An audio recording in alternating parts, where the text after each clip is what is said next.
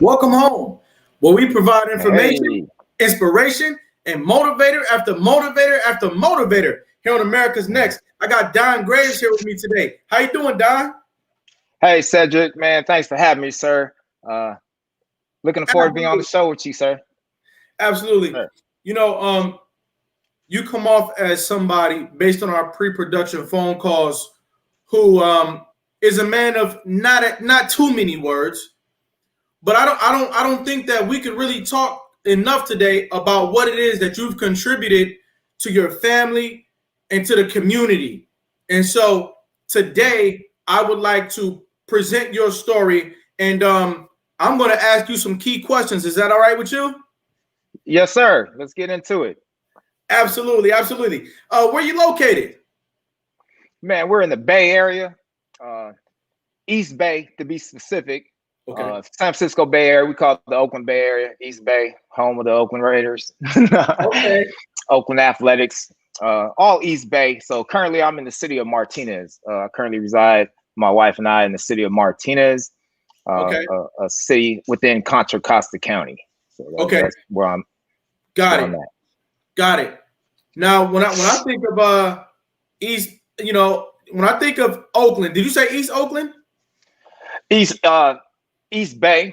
East Bay includes the city of Oakland. Okay. So there's the East Oakland, the Flatland. Okay, I got to get out there. So you're a Raiders fan, huh?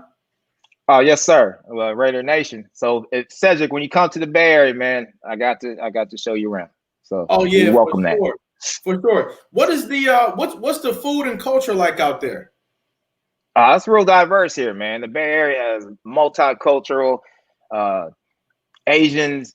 We got Filipino, Ethiopian food, just you name it. Indian food is here in the Bay Area. The thing I love about California is there's microclimate. So you could be hot inland, go to the coast, be 60 degrees, or you can go 3 hours in and you're skiing, or it's everything's within driving distance, and that's one thing I love about California, specifically Northern California. So you mean to tell me that you could be running on the beach 1 minute and you could be skiing in the same day? In the same day, yes, sir. Yes, sir. Wow. It's possible. That's actually pretty interesting. I don't know much about California, but to your point, I like to get out there and do some hiking and checking out the climates and stuff like that. That's pretty cool. Man, we'd love to have you. You got a place to stay when you come out here to the Bay. Have you ever done both in the same day? No, I haven't. I don't ski, but I've done a whole bunch of other things. Been hot, went to the beach. Right. Yeah, got on the water. Went to the lake all in the same day. Okay. Yeah, there's a lot to do out here. Were you actually born and raised out there in the same area? Yeah. Yes, sir. Great question. I was born in Oakland, California. Okay. Many people don't know when you say I was born in East Oakland, they say ain't no hospital in East Oakland, but there's actually Oakland Naval Hospital.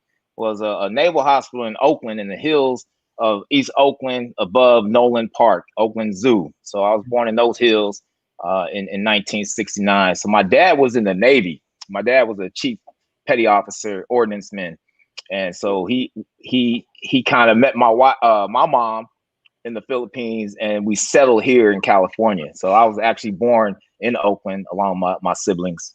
I'm the middle child of 7.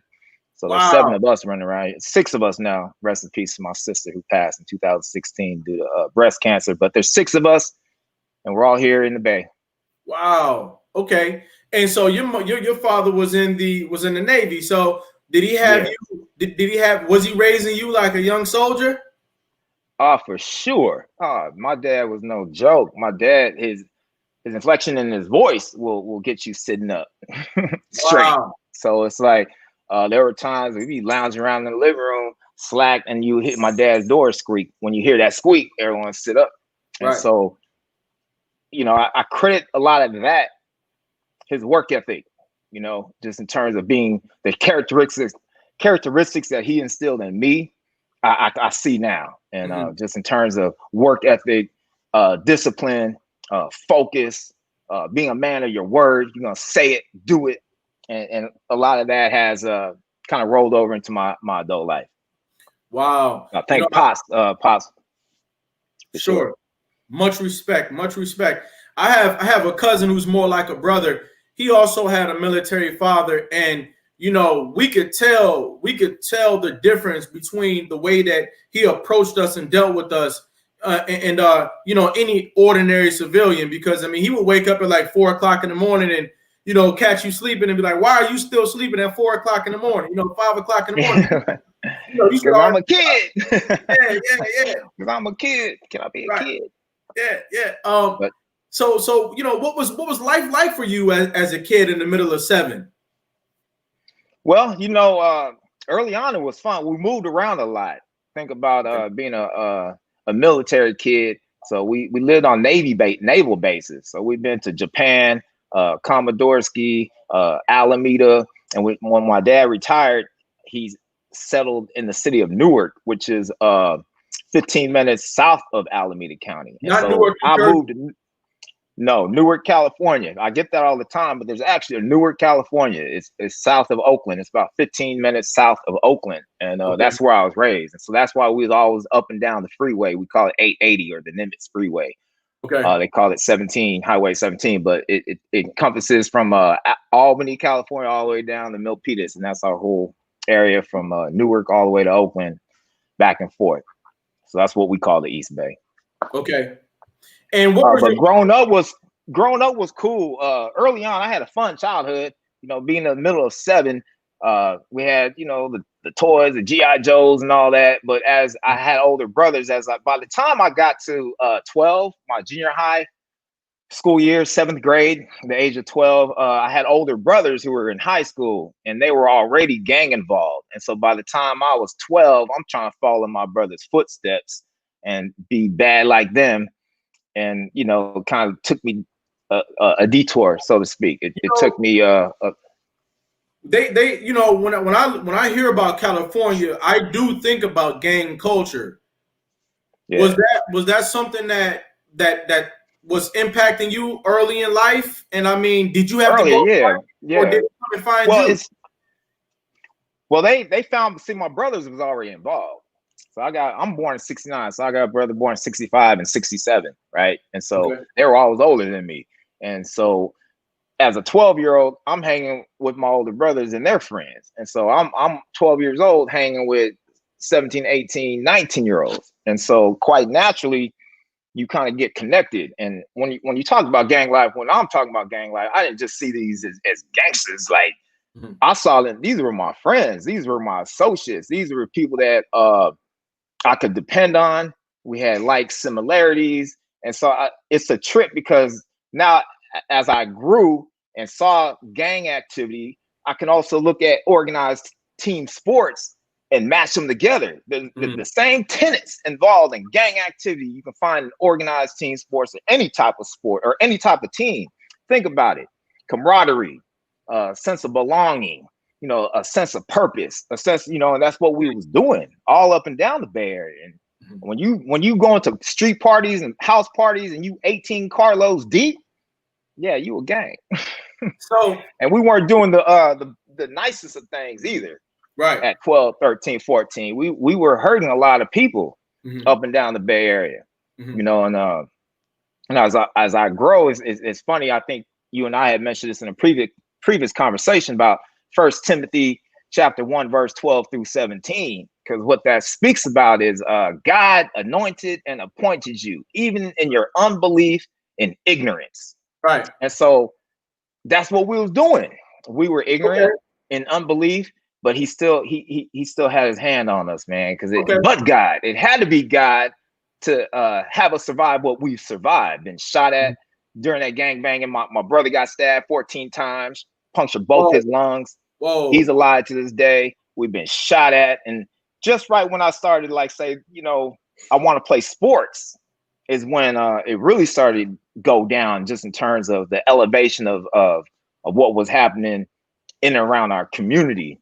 And so when I made a conscious decision to play sports, see, because what happened, I was gang ball at 7, 12, 13. So by my freshman year in high school, I was expelled. Hold on. I just got to break this down a little bit. Yes, sir. So you got involved in gangs when you were around the age of 7? 12. In the 7th grade. Oh, in the 7th grade. In the 7th grade. Okay. But I was 12 years old. Okay. Yes, sir. And you all were looking for brotherhood. So it wasn't like, hey, let me be a gangster. It was more like, let me find brotherhood outside. Would you say that? And it actually found us because the folks who was hanging around with was, they were already just involved, affiliated. And so I just started hanging around with them. Mm-hmm. And so that's kind of where it kicked off. Because when you're 12, 13, 14, you hang around with cats much older than you, and they're doing much older things. It kind of makes you grow up a little bit faster. And just remember. Is there anything that we could do to prevent young men and women from joining gangs? And the reason why I ask you that is this. You quickly acknowledged that y'all were doing, some violent things to innocent people.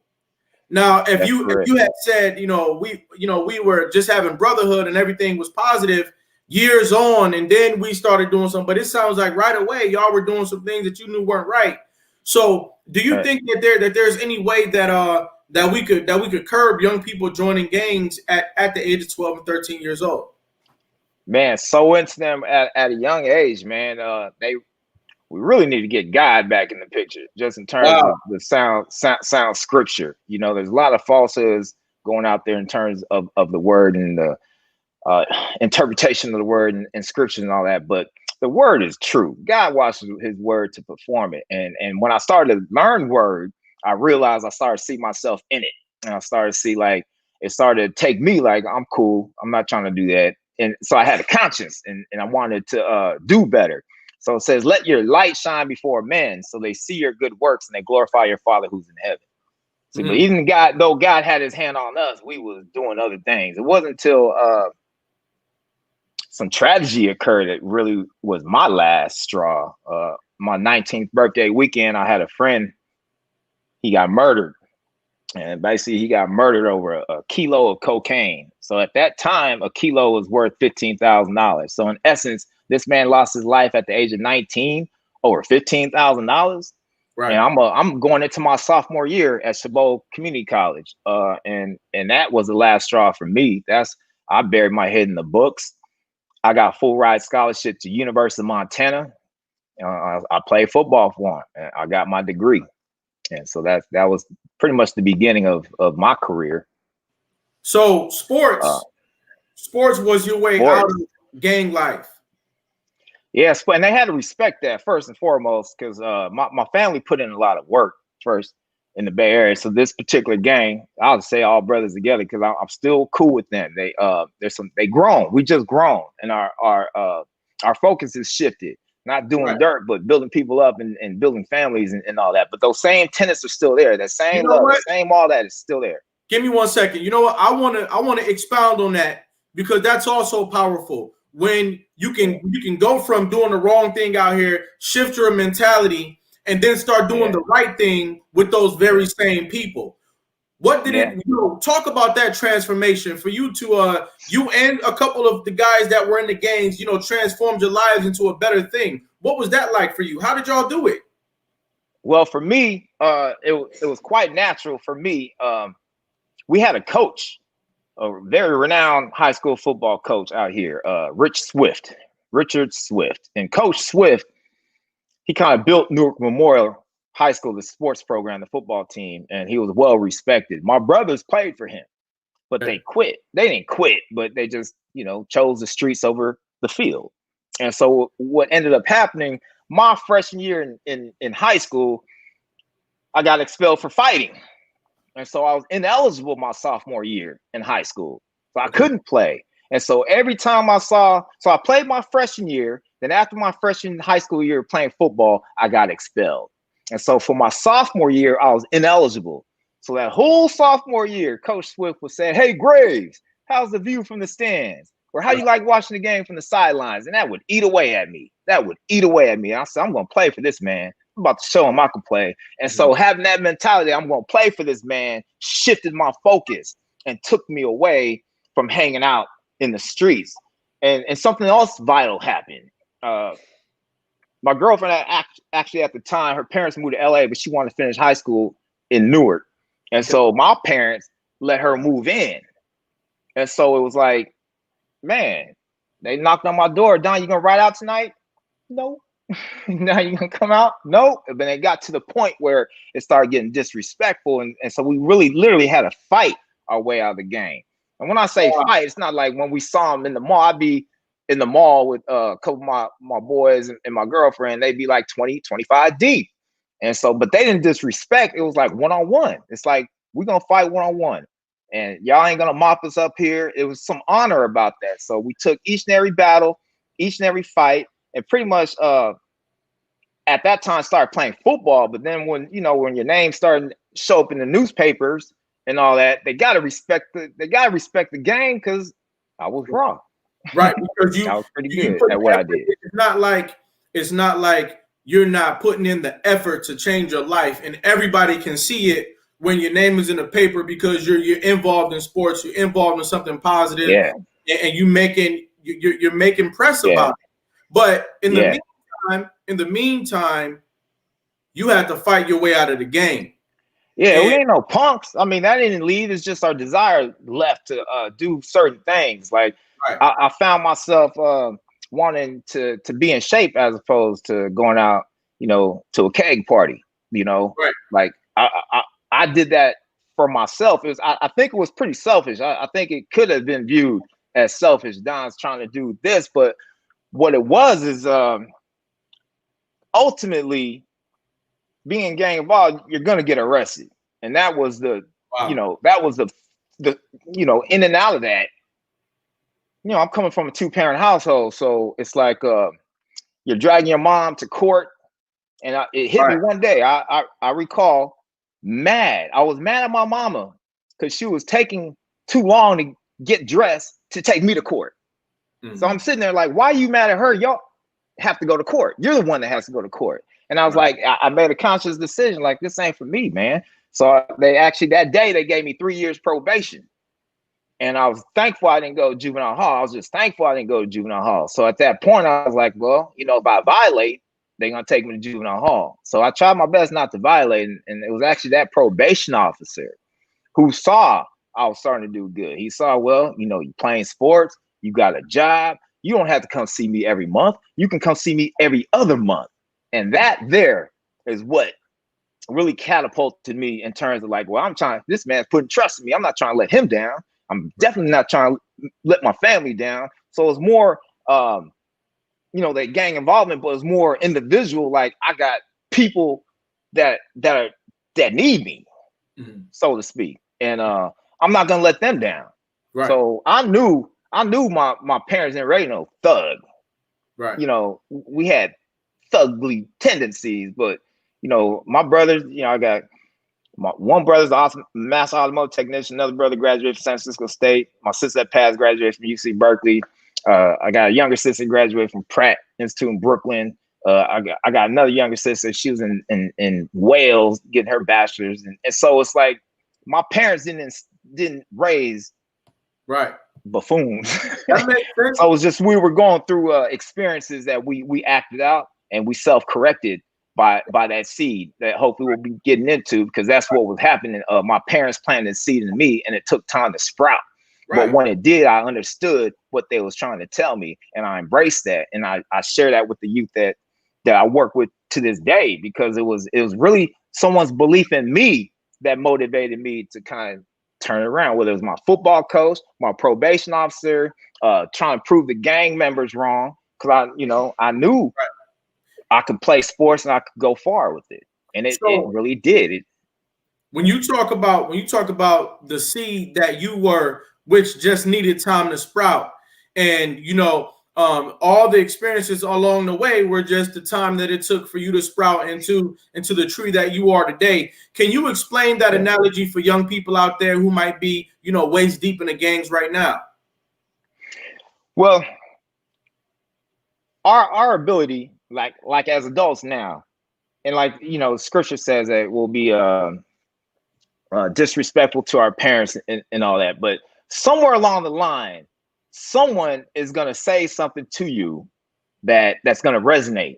And I feel like that's the truth. When you hear the truth, it ripples throughout your body, right? And so we're in the business of planting seeds. And a seed could be a simple thought. Hey, you're powerful. Hey, you're very intelligent. Hey, did you know? And then when that seed is planted, then we water it with financial support, encouragement, you know, truth, man. When you operate with righteous intent, that tree is gonna that root, that seed is gonna take root, and it's gonna plant, and it's gonna hopefully, the, you know, scripture says a tree is known by its fruit. So hopefully your tree produces great fruit. Mm-hmm. And that's basically what it is, and that's what we've been doing. That's what I've been doing in my child welfare career, is trying to plant seeds in these young adults, knowing that they're going to be future leaders, and to be in it for so long, to see like this young man who may have been cussing you out, going AWOL, doing all that, to now a college graduate, you know, a family man, coming back to the program, volunteering time, and you see that transformation, so you know it works. So now you have a model, and that you just keep producing that, keep doing it. Like, and I find when you give of yourself, truly of yourself, things can happen, because people will look at you and say, well, man, that resonated with me. I felt that. He must have had some type of lived experience for him to be able to talk to me like this and tell me. It's like, yeah. Now, when did you actually get involved in the life of being a role model and child welfare? When did you make that transition? Well, I want to take it back to the gang activity, because actually when I was a gang leader. I was leader of the gang, okay, the faction I was with. And so those leadership skills were instilled in me from a young age, watching, you know, my parents, you know, and how they operated. And so I naturally had leadership skills. Mm-hmm. And I was a hard worker. So all those tenets, all those characteristics were just in me throughout. It's just I was using it for negativity. Right. And when I changed and shifted to the positive, it took really, when I got my job, actually, is when I really started to realize. So the story goes like this, man. I graduated from the University of Montana with a bachelor's degree. I came home and was hanging out. I was going to the clubs. I was borrowing money from my parents. And then I made a pact to myself, like, man, you have a college degree. What are you doing? So I said, man, this is the last weekend I'm partying. On Monday, I'm going to start looking for a job. Well, Monday, I opened up the Oakland Tribune. There's a position in there for a counselor. I called that number. They called me in for an interview the next day, which was Tuesday. They called me back for a second interview, which is Thursday, and gave me the job and said, you can start tomorrow. I said, well, tomorrow's my birthday. And they said, well, you can start next week. I said, no, I want to start tomorrow. So I started in child welfare on September 11th, 1992. Wow. And so every birthday is another year in child welfare. And so, yeah, so it's big in that sense, where God brought it together. I actually went to Montana to study sociology with an emphasis in criminology. My whole goal was to be a probation officer, to be like that probation officer I had. Right. That was cool. Now I was trying to sew into somebody else. Mm-hmm. But when I got home and landed a job as a counselor, it kept me on the child welfare side. And so I just remained on the child welfare side. I worked my way up to field facility manager, then field supervisor, and then Timothy Hamp hired me with Contra Costa County Independent Living Skills Program in April of 1996. Right. And then he left in 98. I became the coordinator, and I've been the coordinator ever since. But in around that time, Cedric, it's important that you understand that in around that time, 1997, 1998, 1999, we were meeting with First Lady Hillary Clinton. Okay. And so we had a little impact in that. We had our California Youth Connection had a meeting with Hillary Clinton, and they told her the question. She came to UC Berkeley to introduce the Adoption and Safe Families Act, but she wanted to know what happens to youth that don't get adopted. And she sat with a group of youth. We happened to have a young man in that room from Richmond, California, and he told her we end up aging out of the foster care system, having to fend for ourselves. She asked him what's working. He said the independent living skills program is working, but there's not enough funding to meet all the needs of all the youth accessing services. And he gave her a book, Fast forward 2 years, this young man gets invited to the White House to the bill signing of the John Chafee Independence Act. Cedric, that act was huge for us. It doubled the ILP allocation nationwide from 70 million to 140 million. But the most important piece, it extended aftercare services from 6 months to 36 months. So at that time in California, if you graduate from high school and were 18 or 19, the county, the social worker can go to court and get your case vacated and dismissed. And so we were able, once your case is vacated and dismissed, we're able to help you for 6 months. So at 18 and a half, ILP, my staff, we couldn't help you anymore. So that legislation was huge for us. Would you say that your involvement and the other youth's involvement, starting from your interaction with Hillary Clinton, led to you all influencing the enactment of the Chafee Act, the extension of the Chafee Act? I truly believe California Youth Connections, their power, the respect they've garnered over the years that they've been in existence, because you have to understand, California Youth Connection is a foster youth advocacy group. Okay. It's made up of current and former foster youth between the ages of 14 and 24. And their whole goal is to empower themselves and their communities to transform the foster care system through policy and legislative change, right? Okay. And so all the legislation in the state of California was generated because that relates to the child welfare system or foster care is because California Youth Connection. Wow. And it was California Youth Connection that were invited guests when Hillary Clinton, the first lady, came to UC Berkeley. CYC occupied the whole first row. I was just part of the Contra Costa County chapter that day, but I was in the first row and we got to meet Hillary, and she was a wonderful lady. And what she did for these youth in the foster care system, I won't forget, because I know she was a staunch advocate for these youth transitioning out. And she made that happen, in my opinion. One of the key people. How did it affect your leadership when the Chafee Act got extended? What did you all start to do differently? And wow. Yeah. What did you all do differently? And give us the key points that we need to know clear across the country about what we can do better in child welfare. Yeah, definitely. If you're going to be working with transition age youth, you need to have some type of focus group, some type of committee that gets together and you guys get from the youth's mouth, directly from the youth's voice. Like, hey, get the ones that went through the foster care system, bring them back, talk to the ones that are currently in the foster care system, get what they need, hear from the youth's voice. Like what happened for us is we got trained by Child Welfare League of America. CWLA is the oldest child welfare agency in America. So I want to give a shout out to Robin Nixon, because she kind of made a lot of that happen for us. And she would come out to California and train to positive youth development. So when I heard the philosophy of positive youth development, I was sold, because it's basically dealing with all the isms, right? Ageism, and all that, and our own biases, and throwing those biases out, because it's not about us, it's about the youth in which you're serving. So how can we do in our best interest, do in our best ability to help this youth achieve their goals? Hopefully you are where you want to be. I'm where I want to be. I'm like, now it's like, it's up to me to sow into the next generation. It's the next generation that's going to be on America's Next Motivator. It's not going to be me. It's going to be that seed that we planted that took root, that's now growing its own tree, that's now bearing its own fruit. And as long as the more trees you plant that can produce good fruit, man. You know what? I love your perspective, Don. Ladies and gentlemen, this is already a profound conversation. If you're listening to what this man is saying, he transformed his life from something that was potentially destructive in the community to something that has been extremely productive in the community. And each and every one of us has a potential to do the same. We're going to be right back with more from Don Graves after a brief message.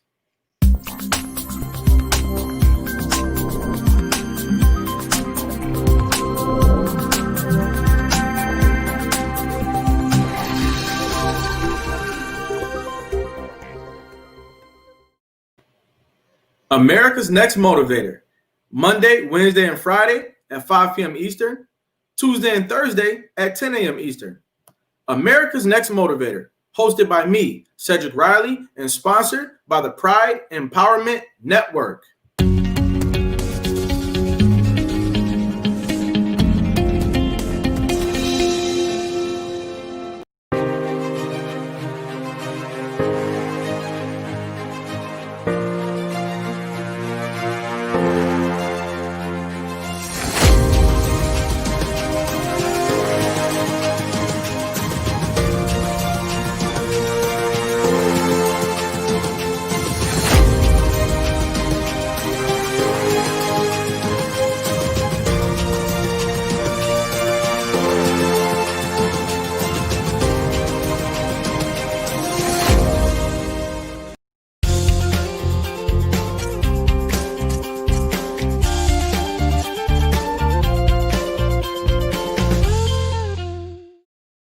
And we're back. We was wild. Don, how you feeling out there? Hey, I'm feeling good, man. Thank you, Cedric. Feeling great. Yeah, for sure. Right back into it. What did you guys do from a financial standpoint? I know you mentioned that once you identify, what a young person is doing and where they want to go, that it's important to invest in them financially. Did you guys begin to educate and provide finances for the young people that y'all were working with? Oh yeah. So basically, when the Shapey Independence passed, it gave us a lot more money. I mean, at that time, we're having meetings on, okay, we had to spend $150,000 in 3 months. And so at that time, we got to be creative, and we always had youth involvement. So I always had this dream of building a 10,000 square foot youth facility.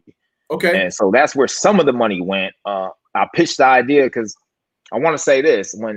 When Timothy Hamp left, he hired me. Then when he left in 1998, he went to run Covenant House in Oakland, California. And so Covenant House, he was the first executive director for Oakland East Bay Covenant House. And so he built a facility on 27th and Telegraph. And I would go visit Tim because I was dealing with homeless youth coming out of the foster care system, and he had shelter. So we would always communicate. So it was his facility that I saw on 27th and Telegraph that I took that model, I rounded it to 5,000, I doubled it. I wanted the same facility as Timothy Hamp. I just wanted twice as big. And so that's when I started pitching it to the county. And it's funny. Hold on. Are you telling me that you ended up having your own 10,000 square foot building? Well, it was a dream, a vision, a thought that we put out into the universe. And the county got behind it. And when the county got behind it, they found space. And the space that they found in the IBW, shout out to International Brotherhood of Electrical Workers, Local 302 here in Martinez, California. But they were building a new union hall, but they had no use for the second floor. Okay. And so they allowed us to come and build. And so that second floor happens to be 10,600 square feet. Wow. That's a dream come true. So, yeah, it really is, truly. And so I tell youth all the time, like, man, don't let anyone tell you that your dream can't become a reality. Don't let anyone tell you that, right? Because actually, when I first came with this idea and brought it to the county, I was actually laughed at. They said it was wishful thinking. But I believe, they said it was wishful thinking. But I believe, and so I wrote a letter to the director at the time, and the director was just so supportive that he mentioned that at one of our annual recognition dinners. And 2 years, I guess that was 1999, and August 2001, we moved in. So we just made our 19th year anniversary occupying that space. And so in that space, it's a classroom, a computer lab, a kitchen, a shower, a food pantry, a clothes closet, office space, and meeting space. And so, what you've done, a lot of people want to do. And, you're pretty much a case study in terms of what you were able to achieve. So I don't want to just glaze past that accomplishment. That's a really big accomplishment. I talk to people all the time, me, myself included, who would like to create a space where they can provide services. But people find it hard to create connections with local businesses who can sponsor. And then it comes down to what curriculums will you put there. It takes years to become an effective visionary in the way that you've become. So can you talk to me about the process of creating that space? What type of blood, sweat, and tears went into making that a reality? Man, it happened relatively fast. Again, the timing was important. You got the John Shafee Independence Act that passed that provided more funding. And so we moved fast on it. But it took a lot of not trial and error, but it took a lot of advocating. See, because the folks that are in power, they have to understand that this is a wise, worthy investment, right? To put that type of money into it. But that was like a no-brainer at that time because we were, we're producing a lot of high school graduates. These graduates going on to community college, vocational training. They're keeping in contact with the program. So it was like, we know this program works. It's just we need to support it. And so they got behind it. I Well, actually had two youth sit in. Hold on. I want to know, what were y'all saying to these people? What were you saying? Because it's not easy to get somebody to back you for a 10,000 square foot of anything to do anything. So what were y'all saying? Were you creating seminars? Were you creating assemblies? What were y'all doing? No, I was just talking to upper management, child welfare, and saying that we need a 10,000 square foot facility. And they knew we needed a facility. I don't think they imagined it to be that big. So I think that's where God came in, you know, and God made some things happen, because, you know, it says he'll change the hearts and minds of kings, right? So he had to be involved in that one for them to find a 10,000 square foot facility. Again, I didn't know what 10,000 square foot looked like. I just wanted twice as big as Tim's facility. So for that to be 10,600 square feet, I had already had a wish list. It was like, okay, if you had a 10,000 square foot facility, what would you have in it? So I would doodle. I had a friend that had AutoCAD. And so we would doodle around, play around. I put a classroom, a library, a computer lab. I play around square footages. And I was really trying to like be an architect in that. And so when they found the facility, we actually had two youth that were interested in architects. So we had them sit in on the whole process. So in that facility, those youth, they designed the walls, the curvatures, the window shades. They selected the furniture, the carpet color. Everything you see in that building has youth input. Okay. Youth input, man. And that's what we're all about is positive youth development, meeting these youth where they are, and using some of the skill sets and our lived experiences to breathe life in them, so to speak, to plant those seeds and to encourage them so that they too can rise up and be a Don Graves, be a Cedric Riley, be themselves, and know what they have to offer the world. Absolutely. And all I can do is offer myself. That's what I realized. All I can do is offer myself and my experiences, man. I want to leave this earth empty because I want to sow it into everybody else, man. Wow. You know, when you got what you wanted, that must have enabled you to really make a direct impact on a lot more youth at one time. So can you talk to me about some of the successes that y'all had after y'all opened that building? Oh, man. Think about the gang mentality I had mentioned. Like when someone believes in something, right, they want to be a part of, that's what we created at ILSP. That's how I kind of facilitated the development of ILP. Get good people. Just like putting like you're a general manager, right? And you're putting a football team together. You got to have solid people, man. You can't have people on your team that need more work than the young adults in which you're working with. Now you're, you know what I'm saying? That's not going to work. So you have to surround yourself with like-minded individuals. We can have different philosophies. You could be an atheist. You could be, Buddhist. But when there's a common denominator, that common denominator better add up to what we try to do in ILSP. And that's to serve these youth and to sow into these youth. We can have those other conversations, but later, on personal time, we can talk about why I believe in Yeshua Christ and all that, and why, we can have those. But if it has nothing to do with the youth, leave it there, because what we're trying to do is focus on these young adults so they're not ending up homeless, incarcerated, or lacking. Right. Or subject to the predatory nature of a lot of people that are out there, which leads me to my next question. Do you feel like the space that you all created assists in the protection of youth who are either wards of the state or, are involved in the child welfare system? I'm sorry, my dog, man. Hey, let your dog. I apologize.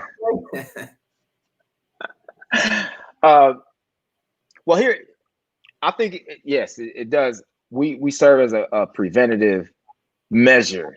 But here's the thing. It's like, you have to meet an individual first, right?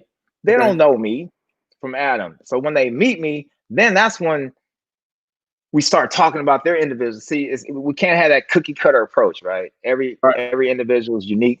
And so we have to treat them as that. But when you go through that process and you realize that, oh, Cedric's cool, I can trust in Cedric, and then you go on to do good things, at 24, 25, when that adolescent brain develops, you're going to think back like, who was that in my life that really helped me out? And for a lot of youth, that's us. And so they call back and they come back. They want to volunteer. They give their money. Like, we've been doing so long. I know some youth in their 40s, man.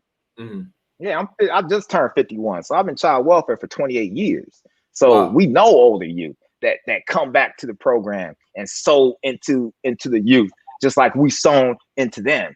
So it creates that gang mentality all over again, that sense of pride. This is home. You know, we create a home base. So no matter where you go, you know you got home base here. You can be 28 years old and know ILSP and know that ILSP assisted you in some sort of way. And when you get there, you want to give back. That's just the natural order of things. Man, if you're not getting service, man, what are we doing? That's right. Ultimately, if you're not giving back to your fellow mankind, what are we actually doing? What are we accomplishing? I mean, is our goal to have money? You can have the most money in the world. Is it going to fulfill you? Man, I get fulfillment sowing into one of these youngsters, one of these young adults. When I call them youngsters, but they actually are future leaders. That's right. Yeah. And you know, I see you as somebody who was gifted to the world to help others. You know, when an adult steps in and helps a young person, helps a child, it means the world to them, you know. And every adult doesn't make it their business to be a positive person in the life of a child or children in general. So for you to make that your life's work is nothing less than divine. Can you talk to me about the divine calling that is on people's lives, whether they know it or not? Whether they know it or not. And again, I want to reference 1 Timothy chapter 1, verse 12 through 17. I think everyone should read that in the New Living Translation and read it as if you're talking to God. But in it, to me, it spoke to me. It spoke to me because it says, in my unbelief, right? In my unbelief, right? In ignorance, I denied you, but you still anointed and appointed me because you want to use me as a shining example so people can see like, wow, look at Don Grace, which is a trip because I get that a lot, Cedric. Like the people that knew me in high school, they see what I'm doing now. It's hard for them to connect the pieces. Like, well, damn, wasn't he just thugged out and like hurting people left and right? And now he's like helping. So it's hard for them, but those tenets are still in you. And so when I was doing all that, I was doing it in my ignorance, but God still had his hand on me. And I know what I heard when I asked God for my purpose in life. I know what I heard. And I heard, look out after these orphans. They just don't call them orphans anymore. But I heard that. He even led me to Ezekiel 37, which says, Son of man, and I'm paraphrasing, but Son of man, in the spirit of the Lord, I place you in the valley of dry bones, and believe upon these bones, prophesy over them. And I also heard that the breath that you breathe into them is knowledge of true self, so they can stand on their own 2 feet and be self-sufficient. So people say, like, well, you can't hear from God, like God, that guy is like, well, he's blessed what we've been doing. You know, it says out of the mouths of a babe, right? That's why I want to thank Erica Hickey Smith. Like Erica Hickey Smith is the one that really connected you and I. And so she came through the program. She's doing some amazing things in her life, and she's one of hundreds or thousands that we've known over the years. You know what? We just try to bring out in them what's already in them, right? Because Cedric, you've been intelligent. You was intelligent. It's just like we have to grow. We have to realize it and come into our own.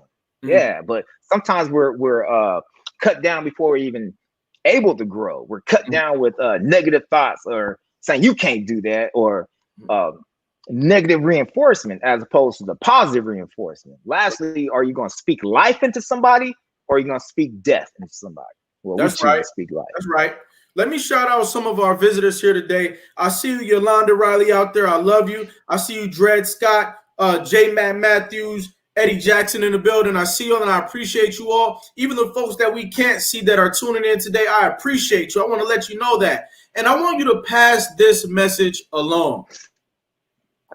Don Graves represents the person who might be misdirected in the beginning. They might be gang banging in the beginning. They might be knocking people over, beating people up, selling drugs, doing drugs. Not unlike me, not unlike you, not unlike anybody. But can turn their life around and become a savior of others No matter how far you are in the streets, no matter how deep you are in a gang or a life of devilishment, you can turn it around, become a savior amongst your people, and you could bring some of your fellow cohorts with you. That's what we got to do out here in the communities today. Turn it around. It takes a man with 2 strong legs to turn around a life of crime and devilishment into one worthy of saving other people. And it can be done. Definitely. Let's do that work, y'all. That's what you represent today, Don. Yeah. And I appreciate I appreciate that. Appreciate you, Cedric, for giving me a platform really to tell my story. You know, my family, they know my journey, but you know, don't too many colleagues know what I've been through. Matter of fact, some who hear that I was gang involved, they like, Don? Like what? They just can't envision that. They can't. No, they can't. But this is the thing, and this is why this platform was created, to show the community what we're really doing. We're out here turning our lives around. Yeah. We're out here turning our lives around. Don Graves is an example of it. We got Eddie Jackson out there. Eddie Jackson is a huge potential in our communities to do the very same thing and more. Yeah. That's what's up. You make no history when you can be labeled as a miscreant, a vagabond, a gangster. You make no real history. When you turn your life around, you become a living legacy. You become history. We're talking about history now. Yeah. Don Graves, you are an important member of history. Eddie Jackson, you are an important member of history. Amen. All you got to do is because the conditioning has been taking place for hundreds of years. It's designed for you to go out there and become a gangster. It's designed for you to go out there and start robbing and taking what you think is yours. It's designed for you to go out there and be incorrect. But when you go against the design and become that which God manifested you to become, you're making the world a better place. You're going somewhere fast. Now you're going somewhere fast. You know, Don, what's next? What's next for you, CYC, and your colleagues? What's next for you all? Well, you know, shout out to all those that are struggling. We talk about this pandemic, but just think about these false youth out here. Yeah. That lost their jobs and they're dependent on that money to pay their rent. So if you think folks middle class is struggling, just think about these folks out here that don't have much. So for us, it's getting the word out there. And I gotta give a shout out to everybody in Contra Costa County that's ever supported this program financially, man. We got some folks stepping up in the community that have been donating money for numbers of years, thousands of dollars. And we've actually since March, since this shelter in place, we've raised over $30,000 and we're buying $50 gift cards. Wow. Because if you think about Target, they have essential items, they have hygiene, and they have food. And so what better way than to immediately get somebody a $50 so they can get them some food that may last a week if they shop right, you know, spaghetti. And so we're going to continue doing that, stepping up, getting into the community and trying to get this community support. We've always been supported by the community, and we want to step that up because we know there's a lot of people out here with big pockets, deep pockets still, right? That can use that money to create some success. Mm-hmm. And if you have deep pockets, holler at your boy, get at me, cocoisp.org. You can give me a call because I know one thing, all the dollars that have come into our program, 100% of it has been used for the youth. And the way we have our 501c set up with the county, employees work that portion. So 100% of the monies that go into this account go to the youth. And we've been helping with emergency rental assistance, transportation, employment, clothing or boots. We've had youth get jobs where they need steel-toe boots and they can't wait 2 weeks for the county process. We need something like immediately. And so that's what we're hoping to do is create financial support so these youth can get their goals met. That's right. I think that's phenomenal. when you say that 100% of these funds go to the youth, are you also teaching youth how to manage their finances? Oh yeah, we're partnering. We partner with banks, Travis Credit Union, the Youth Finance Institute of America, Financial Planning Associates. They're all nonprofit accountants and so forth. But the Youth Finance Institute of America just got funding from Travis Credit Union, and they're hosting our whole financial series in the month of October. So we're going to be online on Zoom, on our workshops weekly, and we're going to be talking about finances. Not necessarily how we were taught, because I'm laughing now as I just turned 51. I'm still learning stuff about money that I wish I knew when I was 25. And I've been younger, knowing this information I have now. Yeah, we would have been financially better off. In the era that we live in today, how important is it to figure out how to invest? Very important. Think about it. We talk about, like, early on in my career, we're talking about save your money. But if you save your money, that's good. Those are great habits to have. But at some point, you have to realize that your money that you saving in that bank is growing at what, a 1% interest? When you can invest and invest, it may bring back 5%. That 5% is still higher than that 1%. So yeah, you have risks about investing, but I think people need to learn about it, because that's when they talk about your portfolio and diversifying it. And like, we don't talk that. We weren't told that in high school, and that's what I'm looking at. How can we get these youth to use money, their skill sets that they have, to benefit them better or sooner? You know, it's like we were taught, go to college, get a degree, get a higher paying job, and then retire, right? Well, now it's like, man, it's instant. So we coding, these different type of vocational training programs. A lot of our youth want to go become guards, guard card, because it's easy. You can get your guard card. Now you have a job. Now you're working. So we have to provide opportunities for these youth to learn who they are, keeping in mind that the adolescent brain development doesn't fully develop till 24, and they're done with my program at 21. So I know we have to plant these seeds at 15, at 16, because when they're 21, they're no longer eligible, but they're still growing. So how can we create systems to support them until they are truly self-sufficient? Ladies and gentlemen, the mindset of this gentleman is what we need to learn from and adapt to and incorporate into our philosophies. His altruism, his willingness to be a philanthropist. This is all natural leadership. And it's hard work and it's dedication. I respect it. Don, I got a few questions for you as we round third base. The first one is, what is survival to you? Man, survival is just merely existing. Like, you're just basics survival. You're just merely existing. That's what survival is to me. We're trying to transition from survival, survive to thrive. Like, how does someone thrive? Right? Mm-hmm. We want to be able to get to where we are so we can give back. I think that's what it boils down to. And when you're just merely surviving, you can't tap into the godly gifts that you had to give, because you're merely thinking about self. Like, how can I maintain? How can I keep this roof over here? How can I eat? That's survival. But when you're thriving, it's like you, Cedric, you're on this radio show giving game to thousands, countless people that's watching. That's thriving, because now you reach the point to where you're giving of yourself. And I think that's what we all have to get to, because we can't take none of these finances with us, but with an indelible mark on these young adults that we're working with. That's so right. Survival to me, that's just merely just barely getting by, right?